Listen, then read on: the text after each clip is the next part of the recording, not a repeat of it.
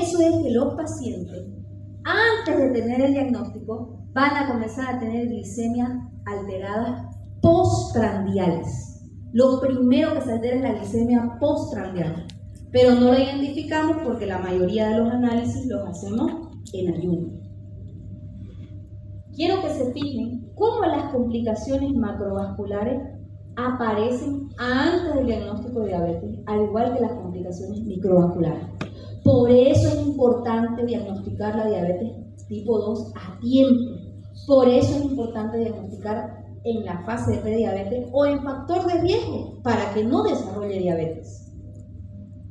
Hablando de la fisiopatología de la diabetes mellitus tipo 2, tenemos el famoso octeto ominoso de Fronzo. Si entendemos estas alteraciones fisiopatológicas, vamos a poder hacer un buen manejo de la diabetes mellitus tipo 2. ¿Qué es lo que produce la hiperglucemia en estos pacientes? Primero hay una disfunción de los neurotransmisores, aumentando lo que son las sustancias orexígenas, ¿no? Mayor hambre, mayor apetito. Posteriormente vamos a tener resistencia a la insulina a nivel hepático, muscular y del tejido adiposo. En el músculo no se capta la glucosa postprandial. A nivel del hígado aumenta la neoglucogénesis hepática, aumentando la glicemia basal o la glicemia de ayuno. El tejido adiposo se vuelve disfuncional. Aumentan las citoquinas proinflamatorias por el tejido adiposo. Además de ello, vamos a tener, después de una insulinoresistencia, fallas en la célula beta con secreción alterada de la insulina y aumento del glucagón por parte de las células alfa.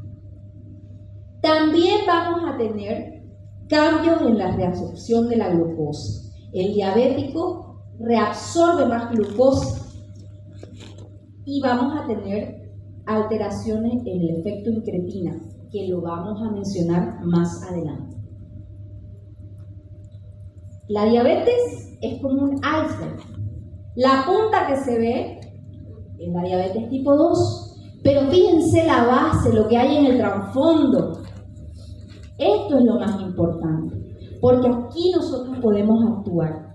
Hasta que aparezca el estadio 3 ya pasaron 5 o 10 años. ¿Cómo se manifiesta? Primero hay insulinoresistencia, aumento de la obesidad central, la glicemia está normal, pero ya nos está avisando el aumento de los triglicéridos, un HDL bajo y puede haber colesterol LDL aumentado, ¿no? Además de eso está la carga familiar. Puede aparecer hipertensión arterial. Luego pasamos a un segundo nivel, donde ya comienza a ver las alteraciones de la glucosa basal y postprandial, pero sobre todo postprandial. Y es ahí donde comienzan las alteraciones microangiopáticas y macroangiopáticas. Tenemos tiempo de actuar. ¿Cómo diferenciamos la diabetes tipo 1 de la diabetes tipo 2? Aquí yo les presento un cuadro fácil.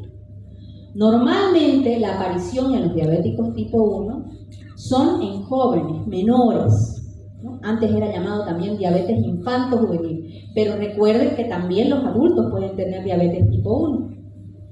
Y luego tenemos la aparición en los diabéticos tipo 2, que normalmente antes era a partir de los 40 años, pero ahora ya sabemos que a partir de los 35 ya tenemos que hacer pesquisaje.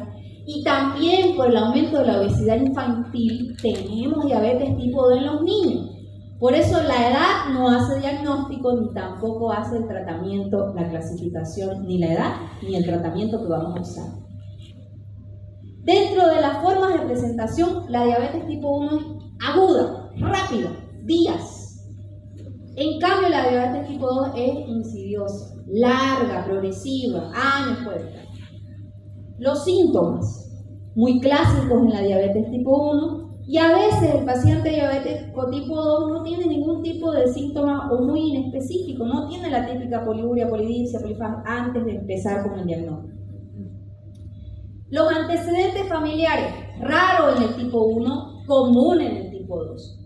El estado nutricional, bajo peso en tipo 1, sobrepeso, obesidad en la diabetes tipo 2. Tendencia a la cetosis, importante en los tipo 1, rara en el tipo 2. Tratamiento con insulina, sí o sí el tipo 1, y el tipo 2 puede llevar un tratamiento con antidiabéticos orales. Ahora hablemos de la diabetes estacional. Y esta definición la propone la Asociación Latinoamericana de Diabetes. Me gusta mucho porque nos hace entender bien cómo podemos diagnosticarla. Es una alteración de la tolerancia a la glucosa de severidad variable que comienza o es reconocida por primera vez en el embarazo. Quiere decir que los criterios de prediabetes que conocemos o de tolerancia alterada a la glucosa se presentan en el embarazo y aquí ya se habla de una diabetes gestacional. Es importante porque es la complicación metabólica más frecuente del embarazo y está asociado a macrosomía, está asociado a distosis, a preeclampsia, está asociada a mayor indicación de cesárea, de una hipoglucemia neonatal también. Y si una mujer ha tenido diabetes gestacional, tiene mayor riesgo de desarrollar diabetes mellitus tipo 2 y ese producto de la gestación también no es que van a ser diabéticos, pero ya tiene ese estigma. Ya también lo predispone más adelante a desarrollar diabetes tipo 2. ¿Cuáles son los factores de riesgo de la diabetes gestacional?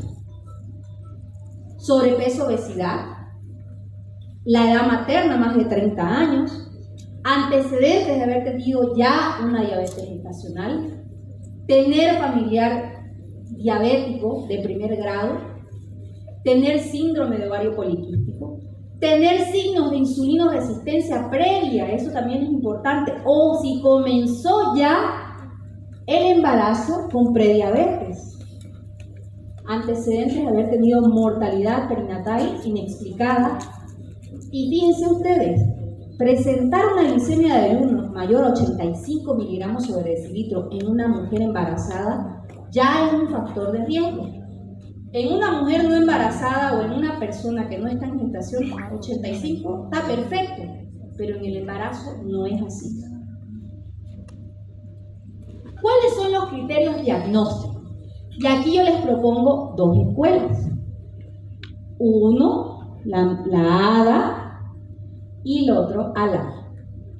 Para ADA, OMS y FIGO se diagnostica diabetes gestacional con un criterio alterado de lo siguiente: tener una glicemia de ayuno mayor o igual a 92, una hora postcarga mayor o igual a 180 y 2 horas postcarga mayor o igual a 153. Basta con un solo criterio para tener diagnóstico de diabetes. La Asociación Latinoamericana de Diabetes nos propone el siguiente pesquisaje para hacer el diagnóstico de diabetes gestacional. Tener 2 valores de glicemia en ayuno mayor o igual a 100 o tener la prueba de tolerancia 2 horas postcarga con 75 gramos mayor o igual a 140. Esto es criterios de prediabetes normalmente en una persona que no está en el embarazo. Más fácil de recordar. ¿Por qué dice menor a 125? Porque si esta mujer ya tiene 126 miligramos sobre decilitro, aún no sé, más del 6.5%, quiere decir que es una diabética que se embarazó, no que desarrolló la diabetes durante el embarazo. ¿Cuándo hacemos el pesquisaje? En las semanas 24-28, y si nosotros vemos que es una mujer con alto factor de riesgo para diabetes gestacional, sobrepeso, familiar, glicemias mayor de 285, entonces desde la primera visita ya le hacemos la prueba. Si la prueba está normal, repetimos a las 30 a 33 semanas de gestación. Una vez que esa mujer da a luz, no hay que dejarla ahí volando, hay que reclasificarla a esta paciente. Tenemos que hacerle A las 4 y 12 semanas postparto, nuevamente la prueba de tolerancia para saber en qué estado metabólico queda esa mujer. Y, como bien dijimos, tamizarla cada 3 años o cada año, dependiendo de sus factores de riesgo. Dentro de las complicaciones de la diabetes mellitus, tenemos complicaciones agudas y crónicas. Agudas, una hipoglucemia, y en el caso de las hiperglucemias, emergencias en diabetes o crisis hiperglucémica, la cetoacidosis y el síndrome hiperesmolar hiperglucémico no cetoso. Dentro de las complicaciones microvasculares que son crónicas, tenemos la retinopatía, neuropatía y nefropatía. Y las macrovasculares tenemos la coronariopatía, los ACV y la enfermedad arterial periférica. Y luego tenemos el pie diabético, que son complicaciones mixtas. Lo importante es la prevención. Para ello tenemos un paragüita. ¿Cuál es ese paragüita? Educación terapéutica del paciente, porque eso le va a dar las armas necesarias para el automanejo y autocontrol, evitando la progresión, aparición o progresión de las complicaciones. Ahora hablemos de la evaluación integral inicial. ¿Qué es lo que tenemos que hacer en atención primaria con un paciente diabético? Semiología básica, historia clínica, anamnesis. ¿Cuánto tiempo ya es diabético? ¿Qué utiliza para su diabetes? ¿Cómo es su adherencia al tratamiento? ¿Toma de forma regular la medicación o lo hace de forma irregular? Eso es muy importante. También si este paciente ha tenido episodios de hipoglucemia y con qué frecuencia. Si tiene síntomas de hiperglucemia, importante. También tenemos que ver los antecedentes personales y familiares. Tenemos que evaluar la enfermedad cardiovascular, la enfermedad renal. Tenemos que hacer una revisión del pie diabético, ¿no? Eso es importante. Sus hábitos tabáquico, alcohol, alimentación, ejercicio. Y en el examen físico, las medidas antropométricas, peso, talla, índice de la cintura, talla, para ver cómo está esa obesidad central, la presión arterial, la frecuencia cardíaca. Yo les decía, el examen del pie, por lo menos una vez al año. Saquemos los zapatos, revisemos los pies de nuestros pacientes. Tiene callo, deformación, tiene amputaciones previas, cómo están los pulsos, cómo está el estímulo vibratorio, la sensibilidad a través del monofilamento. Eso es importante. Dentro de los laboratorios, la química sanguínea básica, hemograma, glicemia, hemoglobina glicada A1C. Tenemos que hacer el pesquisaje de enfermedad renal, calculando el filtrado glomerular a través de la creatinina y la edad. Hay una fórmula que lo pueden obtener en el celular, que es el CKD-EPI 2021. Es mucho más efectiva que hacer una clearance de creatinina de 24 horas. Fácil, en un consultorio podemos sacar a través de esa fórmula. También tenemos que ver la relación albúmino-creatinina en orina. ¿Por qué? Porque si este paciente ya tiene un filtrado glomerular por debajo de 60 y tiene una relación de albúmina-creatinina en orina más de 30, ya nos está indicando que este paciente tiene enfermedad renal diabética. Y hay que actuar, porque si ya el paciente tiene albuminuria, llegamos tarde. Mayor riesgo cardiovascular, mayor riesgo cardiovascular. Pesquisar las complicaciones, como por ejemplo la retinopatía. Al momento del diagnóstico, una vez compensado el tipo 2, hay que mandar a hacer un fondo de ojo y luego una vez al año por lo menos. Si es tipo 1, después de 5 años de diagnóstico, mandamos a hacer el pesquisaje. Pesquisaje de nefropatía a través del filtrado glomerular y la relación albúmino-creatinina. La neuropatía a través de los síntomas y la examinación del pie. Y la enfermedad cardiovascular, ¿no? Electrocardiograma, pulso, todo ello. Es importante tomar en cuenta los hábitos, como dijimos, actividad física, nutrición, hábito tabáquico y la salud mental, muy fundamental. Recuerden que la diabetes está asociada el distrés por diabetes. El tratamiento causa distrés, disconfort en ese paciente, haciendo que sea muy baja su calidad de vida. También tenemos un aumento de depresión, de ansiedad generalizada y pueden haber trastornos de la conducta alimentaria. Eso es importante pesquisarlo en la consulta.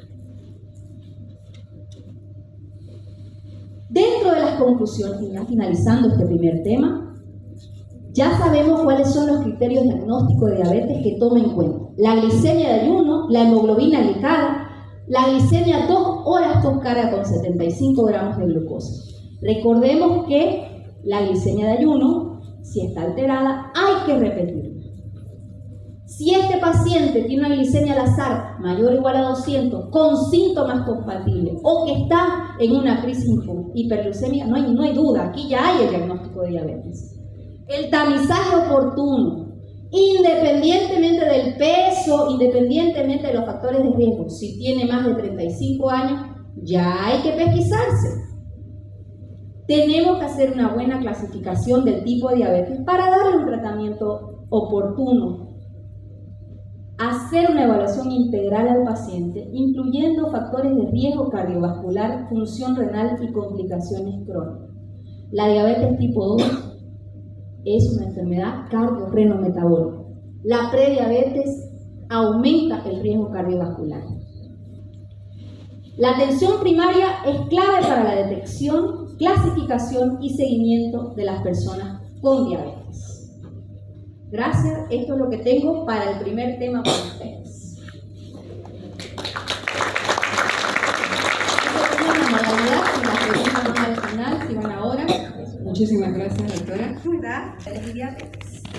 Ahora vamos al manejo farmacológico de la diabetes mellitus. Dentro del tratamiento farmacológico tenemos que establecer las metas. Estas metas tienen que ser individualizadas. Entonces, uno de los objetivos de esta charla es individualizar las metas, utilizar correctamente los antidiabéticos orales y la importancia de la insulinización oportuna en atención primaria. ¿Ya? Eso es lo que vamos a ver. La prevención es el mejor tratamiento. Y el manejo de la diabetes mellitus tiene 4 pilares fundamentales. La educación diabetológica, el ejercicio físico, la alimentación saludable y fármacos adecuados dependiendo del paciente. Fíjense ustedes que es una mesa de 4 patas. ¿Qué pasa si falta una de las patas? Se cae la mesa, se cayó tu tratamiento. Esto nos va a dar un paraguas para evitar la aparición de complicaciones o la progresión de las mismas. Hablando de las metas individualizadas, la Asociación Americana de Diabetes nos propone las siguientes metas. Tener una hemoglobina A1C menos del 7% para la mayoría de los adultos con diabetes. Una glicemia preprandial de 70 a 130 y una glicemia postprandial hasta 180. Si este paciente utiliza un monitor continuo de glucosa, tiene que estar en tiempo rango el 70%, por lo menos 12 horas con una glicemia de 70 a 180. También es importante evitar las hipoglucemias, que esté menos del 4% con glicemias por debajo de 70 y menos del 1% con glicemias ya por debajo de 54 miligramos sobre decilitro. Entonces fíjense que no es solamente que el azúcar no esté alta, sino que también el azúcar no esté baja. Pero el manejo agresivo no es para todos los pacientes. ¿Con quiénes podemos ser más estrictos y menos estrictos? Vamos a tomar en cuenta las siguientes características. Podemos ser más estrictos, con metas incluso con glicosiladas por debajo del 6.5%, en aquellos pacientes que tengan un reciente diagnóstico de diabetes, que sean jóvenes, que tengan alta expectativa de vida, que tengan bajo riesgo de hipoglucemia, que no tengan muchas complicaciones o comorbilidades, sobre todo que no tengan una enfermedad cardiovascular establecida y también que tengan buen acceso al tratamiento y que el tratamiento no conlleve a una carga importante. Entonces, en esos pacientes podemos ser exigentes. Pero también podemos ser un poquito flexibles, incluso con glicosilada mayor a 8%, o no tomar en cuenta la glicosilada y simplemente evitar hiperglucemia sintomática e hipoglucemia sintomática. ¿En qué pacientes? Aquellos pacientes de larga data con diabetes, añosos, lábiles, con múltiples complicaciones, comorbilidades, enfermedad cardiovascular establecida. Cuando no hay un buen acceso al manejo de la diabetes y que el tratamiento en sí conlleva una alta carga y que tiene un riesgo de hipoglucemia. Entonces, en estos pacientes con limitantes en la expectativa de vida, podemos ser más flexibles. Y esto lo vamos a ver en el día a día con nuestro paciente en el consultorio. Ya les mostré el octeto mineso de Fronso. Si usted sabe las alteraciones fisiopatológicas que se producen en la diabetes mellitus, insulinoresistencia, deficiencia de la secreción de insulina, deficiencia en el efecto incretino, reabsorción de la glucosa a nivel renal, ¿no? Entonces vamos a utilizar los fármacos para cada alteración fisiopatológica.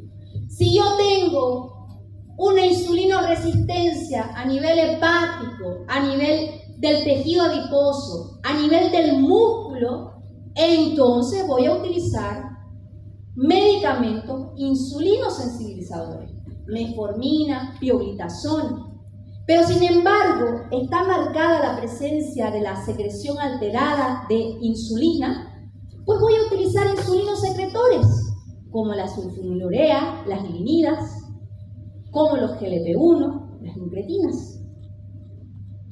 Si está alterado el efecto incretina, pues voy a utilizar un tratamiento incretínico, ya sea los inhibidores de DPP4 o agonistas de GLP-1 duales. Y si lo que quiero es mejorar la reabsorción a nivel de la glucosa o glucosúricos, voy a utilizar las glifosinas o ISGLT2. Clásicamente, los fármacos en diabetes se clasifican en aquellos antidiabéticos clásicos, insulinosensibilizadores, la biguanida, como la metformina, su mayor representante, las tiazolinediona, con las glitazonas, la pioglitazona, insulinosecretores, sulfonilureas, las linidas, los inhibidores de alfa-glucosidasas como la carbosa y la voglibosa. No voy a hablar en este taller de estos dos fármacos, linida, acarbosa y voglibosa, porque no hay en Bolivia, no hay en Bolivia y tampoco no se usan mucho. Dentro de los antidiabéticos nuevos tenemos los análogos del GLP-1, los análogos duales como la tirzepatida, y también tenemos los inhibidores del DPP4 y dentro de los inhibidores de SGLT2 las glifosinas. Aquí puse también triagonistas de GLP-1, GIP y glucagón, las famosas betalutrina. Y voy a hacer un paréntesis para poner en claro que estos péptidos betalutrinos todavía se encuentran en fase de investigación. No están siendo autorizadas para la comercialización en Estados Unidos. Por tanto, lo que se comercializa en redes sociales, sabrá Dios qué es, porque la fórmula no está todavía liberada para la comercialización. Y ya se han reportado casos fatales con el uso de estos péptidos. Hay que tomar en cuenta. Para aquellos pacientes que le encantan las hierbitas, porque nosotros en el consultorio lo vemos en el día a día de manera pintoresca, que prefieren tomarse un matecito de esto, matecito del otro, y no tomar su tableta. Bueno, preséntele usted a la Galega officinalis, que es esta plantita, de donde se obtiene la biguanida, es decir, la metformina, ¿ya? Una molécula que ya lleva más de 100 años. Por primera vez la descubrieron en 1920. Fue un poquito relegada y ya para los años 50 a ella tomaron fuerza con la introducción del clorhidrato de metformina. Es la droga más utilizada en el mundo para diabetes, más de 200 millones de personas la usan. Es una droga estudiada, respaldada, tanto así que la llaman la santa metformina porque es eficaz, segura, accesible, barata, encima baila bien con todos los antidiabéticos orales, entonces todavía no la podemos relegar. Tiene su lugar en el tratamiento de la diabetes mellitus tipo 2. Y aquí voy a cambiar un poquito la visión. Normalmente, en nuestra formación académica de pregrado, nos enseñaron que el sitio de acción de la metformina es el hígado, que disminuía lo que es la neoglucogénesis hepática, mejorando la glicemia basal en un 30-40%, por acción directa e indirecta de la activación de la quinasa AMP o la AMP quinasa. Eso fue lo que nos enseñaron en la universidad, pero hoy por hoy hay muchos estudios que respaldan un sitio de acción más importante que el hígado, que es el intestino. En realidad, el órgano diana de la metformina es el intestino. Aquí nosotros podemos ver cómo una vez que la metformina se une a su receptor, tiene su acción a nivel de la mitocondria de ese hígado, inhibiendo lo que es la neoglucogénesis hepática. Pero también tiene una acción a nivel del lisosoma de ese intestino. El intestino funciona como un colador, un sumidero, donde alcanza niveles altos de metformina y que se van a producir ahí un aumento de la secreción de GLP-1. Por tanto, la metformina también mejora la glicemia postprandial. La metformina actúa como un intercomunicador entre el cerebro, el intestino y el hígado.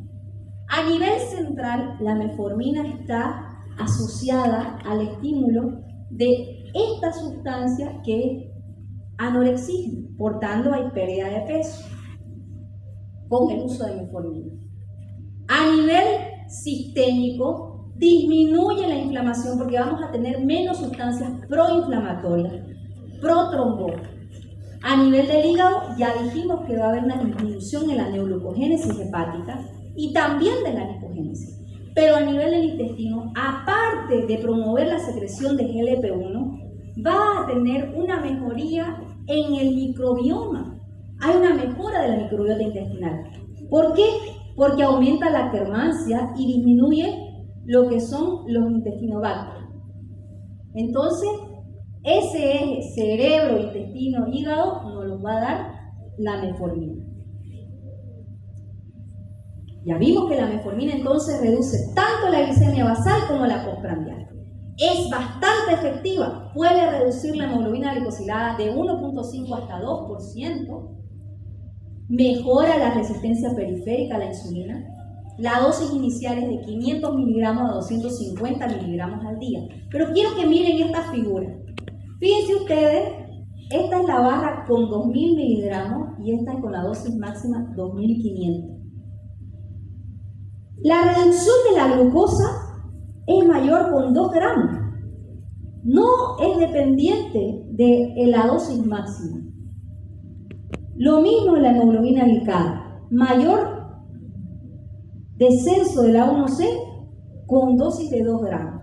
¿Cuál es el mensaje de esta figura? No tenemos que llegar a dosis máxima.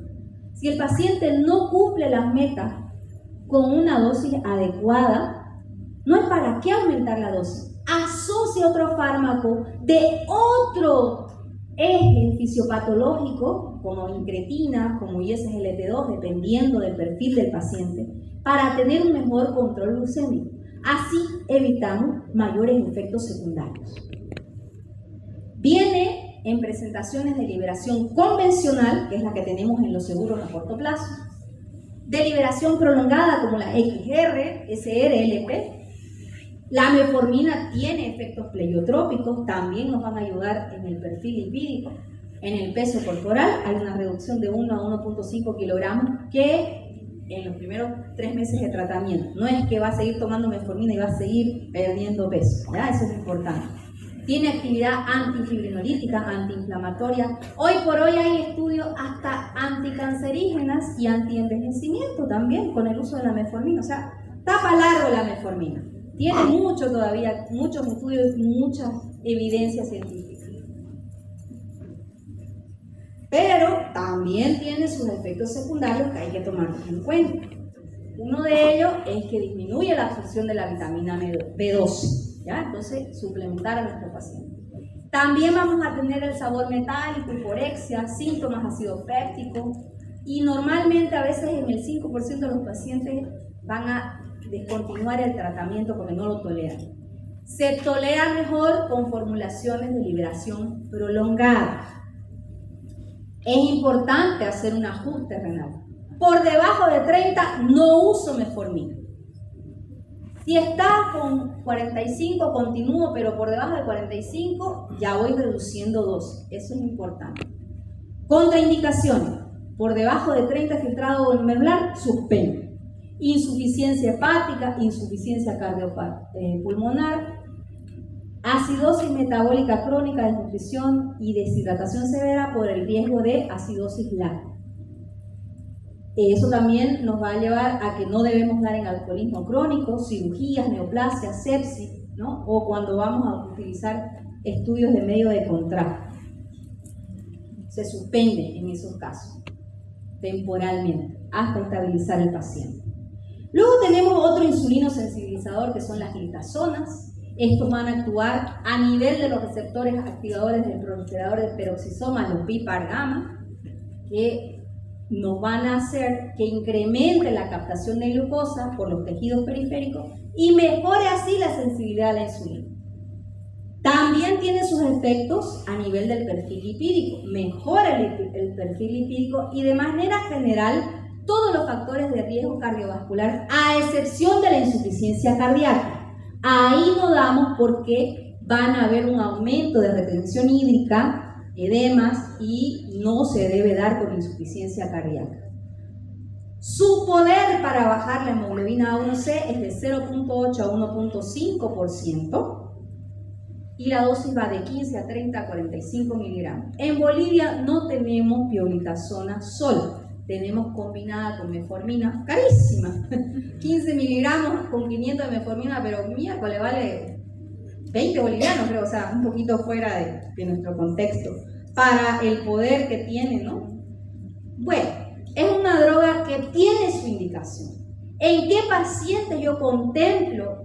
No voy a utilizar lógicamente en pacientes con insuficiencia cardíaca, en pacientes con osteoporosis, porque también se ha visto que puede haber riesgo de fracturas, pero sí la indicación está en aquellos pacientes que tienen insulinoresistencia y el hígado graso, muscle D. En estos pacientes sí voy a utilizar pioglitazona. No doy en insuficiencia hepática ni cardíaca, en cáncer de vejiga, en hematuria macroscópica. Tenga cuidado porque actúa a nivel del citocromo P450, o sea, muchos fármacos actúan a ese nivel, entonces hay interacción. Entonces la indicación básica para estas drogas, pacientes con diabetes tipo 2 con gran insulinoresistencia y que tienen hígado graso. Hablemos de las sulfonilureas. Las sulfonilureas derivan del ácido sulfónico y urea. Tenemos sulfonilureas de primera generación como la clorpropamida, que no se usa, ya están de uso por sus hipoglucemias severas. Tenemos de segunda generación como es la glibenclamida, glitazida y gliticida.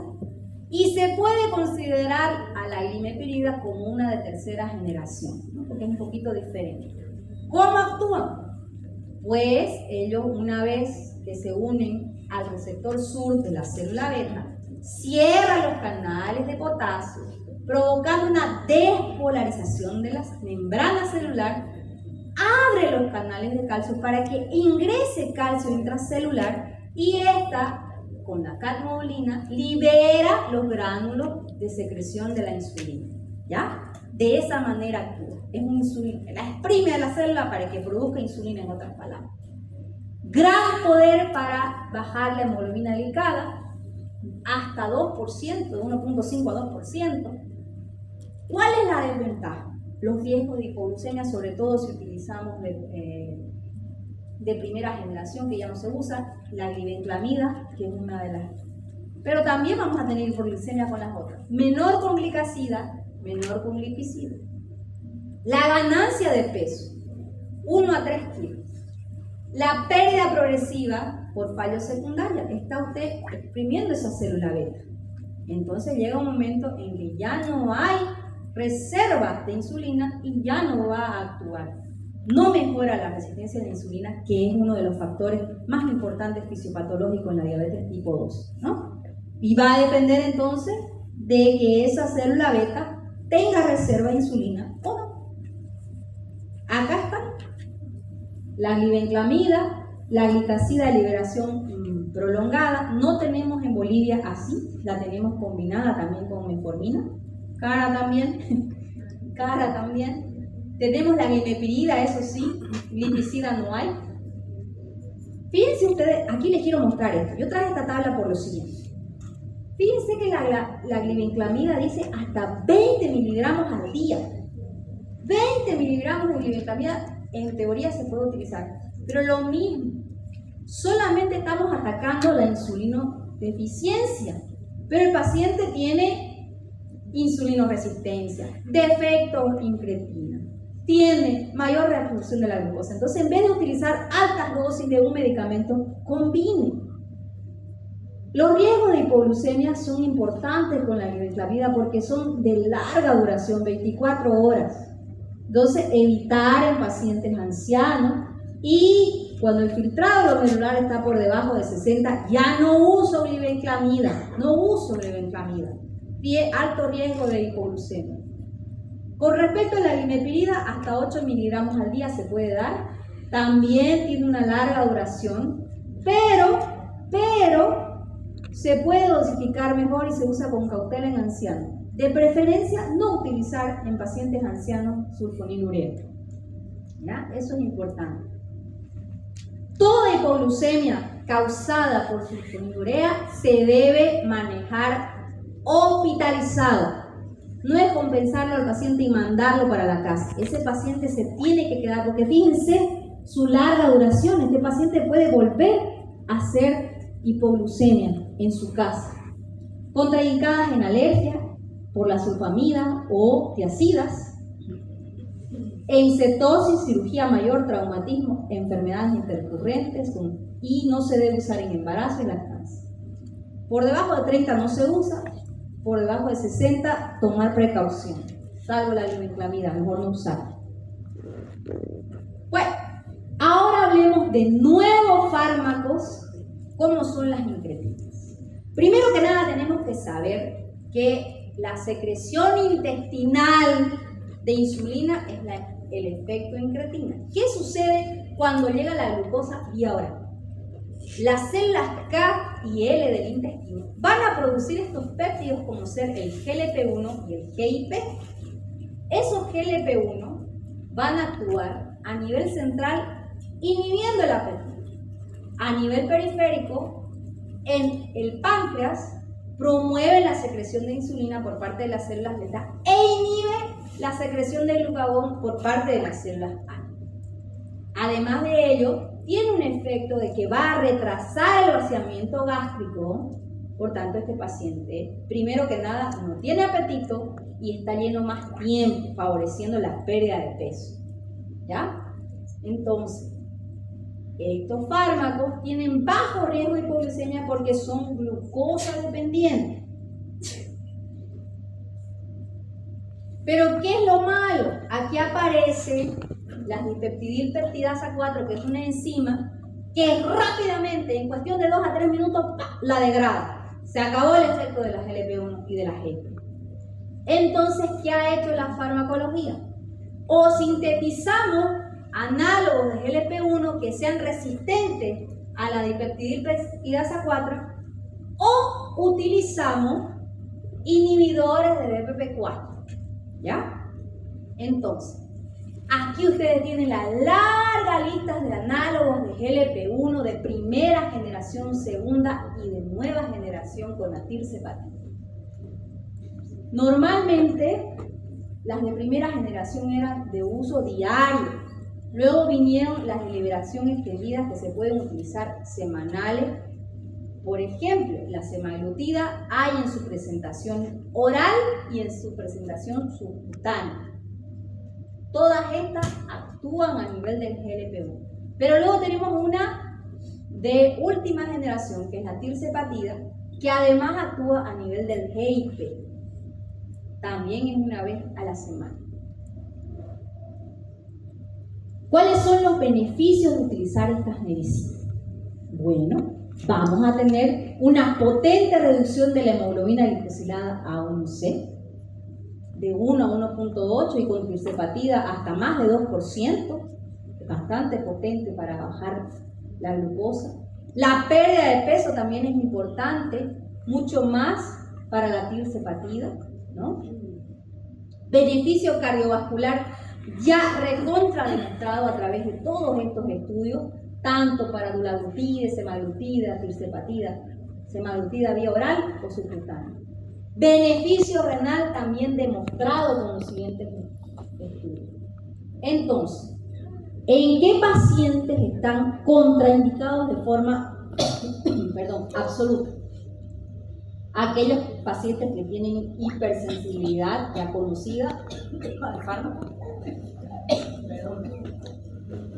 Aquellos pacientes que tienen carcinoma medular de tiroides. Esto es importante. Por si acaso, este tipo de cáncer es bastante raro, muy raro. Aquellos pacientes que tienen síndrome de neoplasia endógena múltiple tipo 2 o MIN 2 y no se puede utilizar los análogos de GLP-1 para sustituir las insulinas, ¿ya? Por ejemplo, en los diabéticos tipo 1 no se puede utilizar. Con otros efectos sí, pero no para sustituir la insulina. Y tenemos que tomar en cuenta que no se usan en situaciones de hiperglucemia, crisis hiperglucemia como la cetoacidosis diabética. ¿Cuáles pueden ser algunas observaciones o contraindicaciones relativas?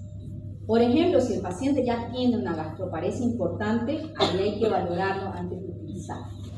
Paciente con antecedente de pancreatitis, no, mejor hay que valorarla la situación. Pacientes con colelitiasis, no es que el medicamento produzca en sí la formación de cálculo, es el descenso de brusco de peso.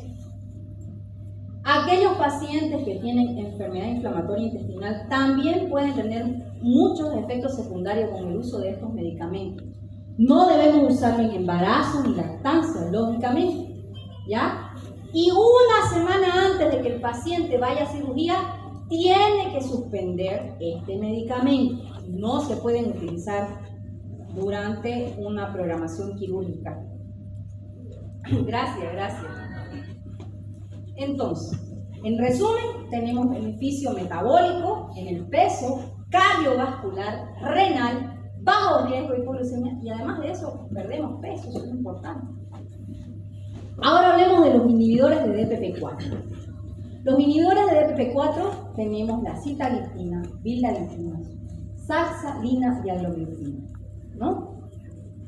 Normalmente todas ellas se dan una sola vez al día, a diferencia de la vildagliptina. En cuanto a ajuste renal, la linagliptina no requiere ajuste renal, las otras sí. Se dan vía oral, tienen una reducción de hemoglobina A1C, siendo generoso 0,7, aquí dice 1, pero realmente son de los fármacos para reducir la glicemia más con bajo efecto, no tienen ese poder hipoglicemiante. Por tanto, ¿para quiénes están indicados? Aquellos pacientes, por ejemplo, añosos, lábiles, que queremos un poquito mejorar la glicemia postprandial sin riesgo de hipoglucemia, puede ir muy bien en esos pacientes, ¿ya? Puede ir muy bien. Tenemos que tomar en cuenta algunos efectos secundarios, náusea, pancreatitis, pero por lo general son bastante bien tolerados, no hay muchos efectos secundarios. Y requiere ajuste renal, salvo la linagliptina. Ahora hablemos de los que vinieron a cambiar la historia de la enfermedad cardiovascular, que son los inhibidores de ISGLT2. Dijimos que en la diabetes tipo 2 hay un aumento de la reabsorción de la glucosa. Recordar que el riñón es encargado de la producción de neoglucogénesis renal, aporta glucosa de ayuna también al riñón. Entonces es importante este órgano. La glucosa en el segmento S1 del túbulo proximal, a través de este transportador SGLT2, se reabsorbe en un 90%. Y luego, en el segmento S3 de ese túbulo proximal, por medio de este transportador de SGLT2, se absorbe el otro 10% restante. Hay muchos receptores en la diabetes tipo 2, por tanto, se absorbe más glucosa a nivel renal. ¿Qué hicieron los científicos? Pues hicieron la inhibición de este cotransportador de sodio glucosa tipo 2. ¿Para qué? Para provocar glucosuria. Una glucosuria, donde puede haber una pérdida de 70 a 120 gramos al día. Si perdemos glucosa, perdemos calorías.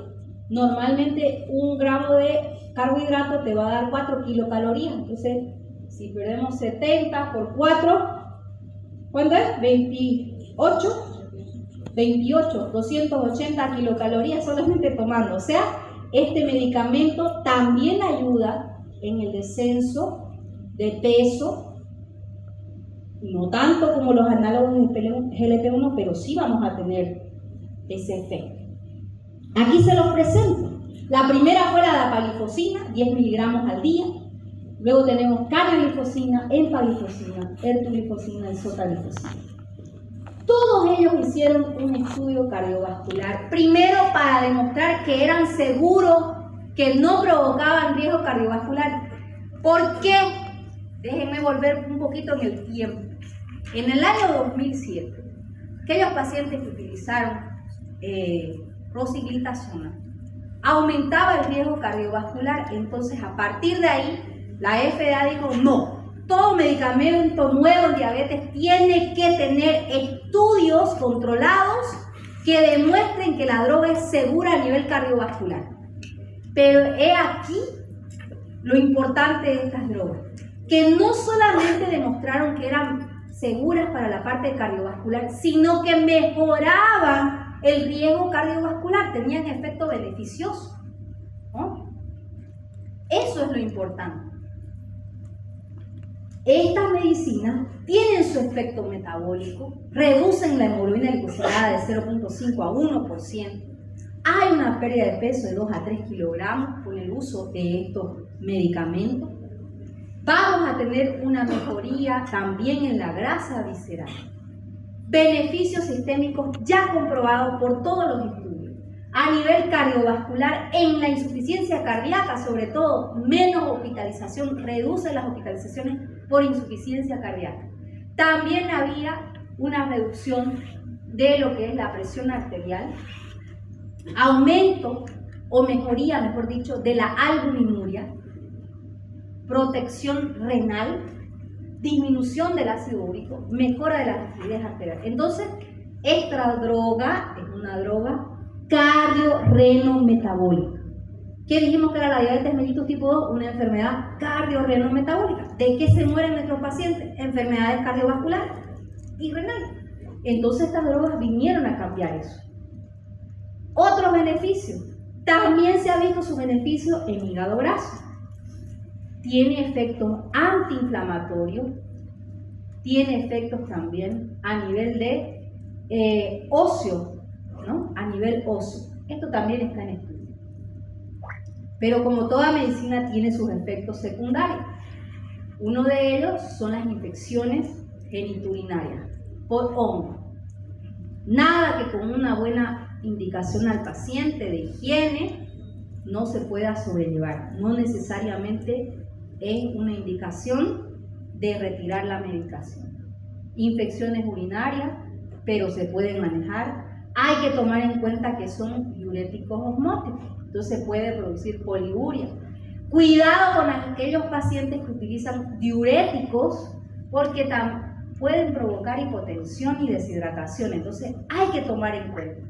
Y esta medicina disminuye lo que es la presión intraglomerular, por tanto al principio hay una caída del filtrado glomerular y puede aumentar temporalmente la creatinina utilizándola. Entonces, hay que vigilar eso, hay que vigilar. No utilizamos en embarazo, lactancia, ¿ya? En hipersensibilidad. Y recuerden, con estas drogas, si un paciente va a ir a cirugía, hay que suspenderla porque podemos tener riesgo de cetoacidosis diabética euglucémica. Es decir, el paciente no tiene glicemia más de 250 y estar en cetoacidosis por el uso de estas drogas porque promueven la producción de cuerpos cetónicos. ¿Ya? Entonces tiene un beneficio cardiorrenometabólico importante para nuestros pacientes diabéticos tipo 1. Y aquí quiero mostrarles cómo fue cambiando el esquema de tratamiento. Antes, en el 2006 al 2018, el tratamiento era glucocentrista. O sea, solamente pasábamos en bajar la glucosa, la hemoglobina glicosilada. Eso es lo único que importaba. Como sea. Primero con metformina. No mejora con metformina, le doy sulfonylurea. No mejora, le doy otro fármaco bioral. Y de ahí, de último, la insulina. La base era bajar la A1C. Pero después del 2019 al 2022, ya le dimos ese enfoque cardiorrenometabólico. Y hoy por hoy no solamente buscamos lo que es ese enfoque cardiorrenometabólico, sino también tomamos en cuenta el peso y que es un tratamiento centrado en el paciente. Entonces aquí, atiéndanme porque esta parte es importante. Tantos fármacos que yo les mencioné, ahora les voy a decir en qué situación, qué usar, qué cosa. Si tu paciente tiene insuficiencia cardíaca, en mente tiene que estar primero las glifosinas. Y en segunda línea, los SGLT2, si este paciente además tiene sobrepeso o obesidad, entonces glifosina. Si el paciente tiene enfermedad cardiovascular establecida, puede utilizar o ISGLT2 o GLP-1. Si el paciente tiene enfermedad renal, está recontra demostrado que el uso de las glifosinas y SGLT2 disminuye la progresión renal. Entonces, en estos pacientes voy a utilizar glifosina y también, dependiendo del caso, los análogos de GLP-1. Ahora bien, si mi enfoque es netamente bajar la glucosa, pues voy a utilizar drogas que tengan alta eficacia para bajar la glucosa, metformina, sulfonylurea, insulina, GLP-1, dependiendo del paciente. Si quiero manejar el peso, utilizo siempre drogas que nos ayuden a bajar de peso, los análogos de GLP-1, o por lo menos no te aumenten el peso, y ese GLP-2, metformina. Y evito las sulfonylureas porque va a aumentar el peso del paciente. Es importante el manejo de los factores de riesgo cardiovascular. Hay que siempre estratificar el riesgo, reducir la presión, manejo de la presión arterial, de los lípidos y dejar el tabaco y antidegradación plaquetaria. Eso es muy importante, a la par del manejo de la glicemia para evitar complicaciones. Ya casi finalizando, vamos a hablar de la insulinoterapia. ¿Por qué es importante indicar la insulina desde la atención primaria y no esperar a que haya fallas y ya estemos en dosis alta para recién indicarla? ¿Por qué? Porque este estudio DIRECT demostró que si nosotros hacemos un tratamiento intensivo en los pacientes de reciente diagnóstico, aparte de bajar rápidamente la hemoglobina A1C, este paciente va a tener remisión de la diabetes. Puede tener remisión y ese efecto de menor progresión de complicaciones puede durar hasta 5 años. Entonces es importante hacer un tratamiento con insulina de manera temprana. ¿Por qué? Porque ya vimos cómo va cayendo la producción de la célula beta y menos insulina. La insulinización oportuna nos va a dar mejor control metabólico rápidamente, disminuyendo la glucotoxicidad, la lipotoxicidad, entonces esa célula beta va a producir insulina y este paciente va a tener menos riesgo de complicaciones y hasta la remisión de la diabetes. ¿Cuándo indicamos de manera transitoria la insulina? En enfermedades graves, sepsis, politraumatismo, quemaduras, cirugías mayores. En descompensación metabólica, cetoacidosis, síndrome hiperosmolar. Cuando hay hiperglucemia severa sintomática y el paciente está con más de 300 y tiene una glicosilada más del 10%, ahí hay que darle insulina a este paciente para que reaccione esa célula beta. En el embarazo, la insulina sigue siendo la primera indicación de tratamiento.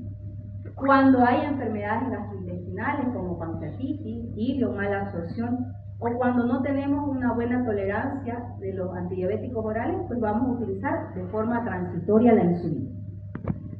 Utilizamos la insulina de forma permanente, lógicamente en tipo 1, en aquellos diabéticos tipo 2 con falla ya avanzada de la célula beta, cuando este paciente ha fallado ya a los antidiabéticos orales y al GLP-1, cuando hay contraindicaciones como insuficiencia hepática renal, cuando este paciente tiene enfermedad pancreática crónica avanzada y otras causas. Acá tenemos los distintos tipos de insulina, insulinas prandiales, basales y combinadas. En Bolivia tenemos la NPH, tenemos como insulina intermedia, tenemos la glargina como insulina prolongada, tenemos la regular como insulina rápida y tenemos Avida, ¿no? Y las premezclas con 70-30 o 70-25 de NPH irregular. Ahí está, eso es lo que hay en el seguro.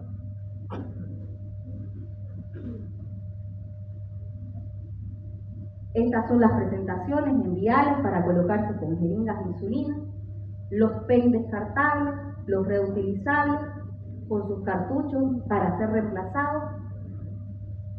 Ahora bien, la ADA nos dice que todo paciente que tenga una hemoglobina glicosilada más del 9%, una hiperglucemia de 250 o 300 miligramos con síntomas de hiperglucemia, poliuria, polidipsia, que está catabólico, ha perdido peso, hay que insulinizarlo, no hay que esperar a que tengamos efectos secundarios máximos con los antidiabéticos orales.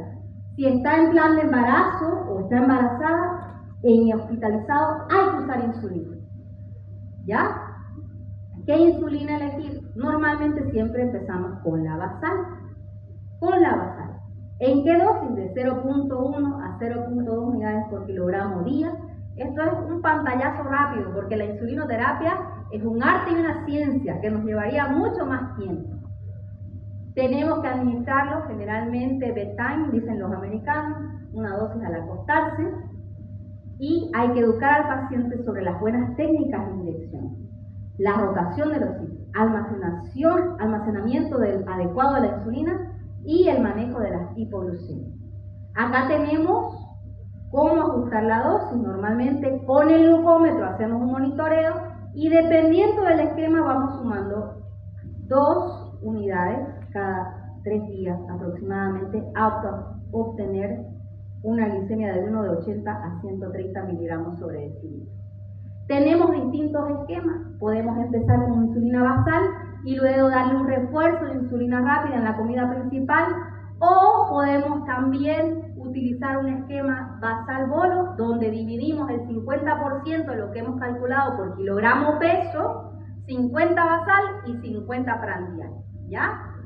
Las metas, una glicemia de 80 a 130 en ayuno, postprandial menos de 180 y glicosilada por debajo de 7%, evitando siempre la hipoglucemia. En caso de hipoglucemia, manejar la regla de los 15 gramos de glucosa vía oral, hacer el control cada 15 minutos hasta que este paciente se compense. Lo importante es que siempre tiene que haber un acompañamiento, una buena educación diabetológica para poder lograr nuestras metas. Concluyendo ya, La diabetes mellitus vimos que es una enfermedad cardiorrenometabólica y el tratamiento debe ser individualizado. No basta solo con bajar la hemoglobina A1C. Tenemos que cuidar ese riñón y ese corazón. El manejo tiene que ser multifactorial: hábito tabáquico, antiagregación, hipertensión arterial, dislipidemia, peso, con una buena educación terapéutica para mejorar los resultados clínicos. Siempre centrado en el paciente, tomando en cuenta la eficacia, el costo, los efectos secundarios, cómo repercute en el peso, qué comorbilidades tiene el paciente, el riesgo de hipoglucemia y también las preferencias del paciente. La individualización terapéutica consiste en elegir el tratamiento correcto para el paciente correcto en el momento correcto. En atención primaria lo que queremos es: un buen médico trata la enfermedad, el gran médico trata al paciente que tiene la enfermedad. Muchas gracias.